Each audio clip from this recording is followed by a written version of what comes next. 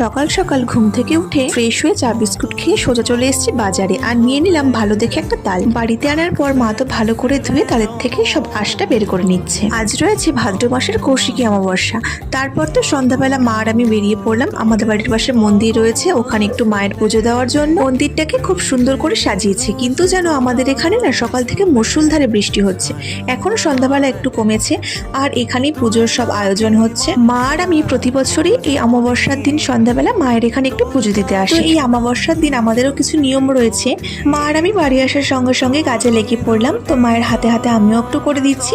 এখানে আমি লুচি খাবো, তাই জন্য ময়দা মাখছিলাম। আর দেখো এই নিয়মটা কাদের বাড়িতে রয়েছে, কলা পাতা পোড়া। তালের বড়ার জন্য যে গোলাটা গোলানো হয় সেটাই হচ্ছে কলা পাতার মধ্যে দিয়ে এরকম ভাবে মুড়ে সেঁকে নিলে পরে কলা পাতা পোড়া তৈরি হয়ে যায়। আর তারপরে এখানে বড়াগুলো আমি ভেজে নিচ্ছি, আর মা এই পাশে করছে চানা মশলা। আর তারপরে আমি লুচিগুলোও ভেজে নিলাম। আমি তো আজকের দিনটা এরকম ভাবেই কাটালাম।